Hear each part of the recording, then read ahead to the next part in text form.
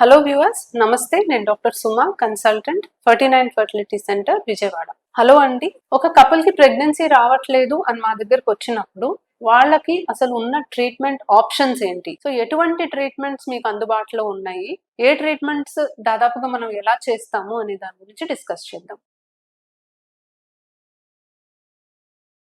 So pregnancy రాకపోవడానికి various reasons ఉంటాయండి. So first of all ఆ రీజన్ ఏంటి అనేది తెలుసుకోవడానికి ట్రై చేస్తాము. కొన్ని రీజన్స్ మనం కరెక్ట్ చేయగలం. Say for example thyroid problem ఉంది, షుగర్ ప్రాబ్లం ఉంది, ఏదన్నా హార్మోనల్ ఇంబ్యాలెన్స్ ఉంది. ఇవి స్ట్రైట్ ఫార్వర్డ్ గా మనం డైరెక్ట్ గా కరెక్ట్ చేయగలము. అప్పుడు వాళ్ళు ఆ హార్మోన్ ఇంబ్యాలెన్స్ కానీ థైరాయిడ్ సమస్య కానీ వాళ్ళు బయటపడితే వాళ్ళకి న్యాచురల్ గానే ప్రెగ్నెన్సీ వచ్చే అవకాశం ఉంటుంది. బట్ కొన్ని సందర్భాల్లో మాత్రమే వీళ్ళకి ట్రీట్మెంట్స్ అనేవి అవసరం ఉంటుంది. సో ఎటువంటి ట్రీట్మెంట్ ఆప్షన్స్ ఉన్నాయి అండ్ ఎవరికి ఏది సజెస్ట్ చేస్తాం అనే దాని గురించి డిస్కస్ చేద్దాం. సో మా దగ్గరికి వచ్చిన ప్రతి ఒక్క కపుల్ కి కూడా టెస్ట్ ట్యూబ్ బేబీ ప్రాసెస్ చేయాల్సిన అవసరం ఉండదు. ఫస్ట్ అండ్ ఫార్మోస్ట్ ఇది చాలా క్లియర్ గా తెలుసుకోవాలి. ఎందుకంటే చాలా మంది డాక్టర్ దగ్గరికి వెళ్తే ఇంకా వాళ్ళు ఐవీఎఫ్ చేసేస్తారు అని అనుకుంటారు. సో అందరికి IVF test tube baby process అవసరం పడదు. మన దగ్గరకు వచ్చిన 100 మంది కపుల్స్ లో దాదాపుగా 50-60% మందికి చిన్న ట్రీట్మెంట్స్ తోనే ప్రెగ్నెన్సీస్ వచ్చేస్తాయి. చాలా మందికి కలయికలోనే కొన్ని ప్రాబ్లమ్స్ అనేవి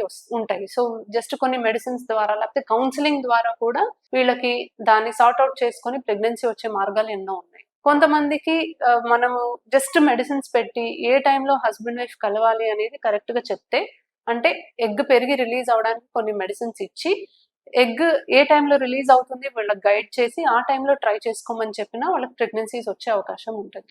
నెక్స్ట్ ట్రీట్మెంట్ అనేది మనకు వస్తే ఐయుఐ అనే ట్రీట్మెంట్. సో ఐయుఐ అనే ట్రీట్మెంట్ లో ఆడవాళ్ళకి ఎగ్ పెరిగి రిలీజ్ అవ్వడానికి మందులు, టాబ్లెట్స్, ఇంజెక్షన్స్ పెట్టి ఎప్పుడైతే ఎగ్ రిలీజ్ అవుతుందో ఆ టైంకి హస్బెండ్ స్పర్మ్స్ ని ప్రాసెసింగ్ చేసి, అంటే కదిలే కణాల్ని సెపరేట్ చేసి ఆడవాళ్ళకి గర్భసంచిలోకి ఎక్కిస్తాం. సో ఇలా చేయడం వల్ల ఎగ్ రిలీజ్ అయ్యే టైంకి ఎక్కువగా కదిలే స్పర్మ్స్ అందుబాటులో ఉంటాయి కాబట్టి అవి రెండు కలిపి ఎంబ్రియో ఫామ్ అయ్యి ప్రెగ్నెన్సీ వచ్చే అవకాశం అనేది పెరుగుతుంది. Last option IVF. ఇది లాస్ట్ ఆప్షన్ అన్నాను కాబట్టి అన్ని ట్రై చేశాకే ఐవీఎఫ్ చేస్తామని కాదండి. ఎవరికైతే ఐవీఎఫ్ అవసరమో వాళ్ళకి డైరెక్ట్ గా ఐవీఎఫ్ చెప్తాము. ఎవరికి ఐవీఎఫ్ అవసరం లేదో మిగతా ట్రీట్మెంట్స్ ఫస్ట్ ట్రై చేస్తాం. బట్ అవి ఫెయిల్ అవుతే అప్పుడు మళ్ళీ ఐవీఎఫ్ చెప్తాం. సో ఎవరికి ఐవీఎఫ్ అవసరం, 2 ట్యూబ్స్ బ్లాక్ ఉన్నా, స్పర్మ్ కౌంట్ చాలా తక్కువ ఉన్నా, ఎగ్ నంబర్ బాగా తక్కువ ఉన్నా, ఎండోమెట్రియోసిస్ స్టేజ్ 3 స్టేజ్ 4 లో ఉన్నా, ఐయుఐస్ మల్టిపుల్ టైమ్స్ ఫెయిల్ అయినా, అన్ని టెస్ట్లు నార్మల్ ఉండి వాళ్ళు ఎంత ట్రై చేసినా ప్రెగ్నెన్సీ రావట్లేదు, అన్ఎక్స్ప్లెయిన్డ్ ఇన్ఫర్టిలిటీ ఉన్నా, ఏజ్ ఎక్కువ ఉన్నా, డోనర్ అవసరం ఉన్నా, ఎగ్ డోనర్ అవసరం ఉన్నా, సో ఇలాంటి వాళ్ళకి మాత్రం డైరెక్ట్ గా ఐవీఎఫ్ చెప్తాము.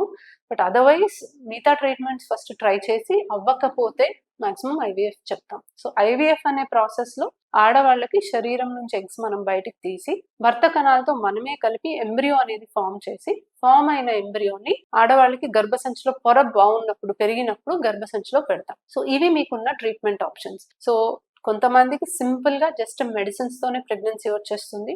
కొంతమందికి ఎగ్ పెరుగుతుందా, రిలీజ్ అవుతుందా అనేది ఫాలిక్యులర్ మానిటరింగ్ చేసి ఏ టైంలో కలవాలో చెప్తాము, అప్పుడు అలా ప్రెగ్నెన్సీస్ వస్తాయి. కొంతమందికి ఐయుఐ అవసరం అవుతుంది, కొంతమందికి ఐవీఎఫ్ అవసరం అవుతుంది. సో అందరికి బ్లాంకెట్ ట్రీట్మెంట్ లాగా ఒకటే ట్రీట్మెంట్ ఇవ్వడం జరగదండి. ఒక కపుల్ వచ్చినప్పుడు చాలా ఫ్యాక్టర్స్ కన్సిడర్ చేస్తాము. వాళ్ళ ఏజ్ ఎంత, వాళ్ళకి పెళ్ళై ఎన్ని సంవత్సరాలైంది, ఇంతకుముందు వాళ్ళు ఏం ట్రీట్మెంట్స్ తీసుకున్నారు, జనరల్ గా వాళ్ళ హెల్త్ కండిషన్ ఎలా ఉంది, ఇవన్నీ చూసుకొని వాళ్ళకి ఏ ట్రీట్మెంట్ అవసరమో దాన్ని సజెస్ట్ చేయడం జరుగుతుంది. Thank you.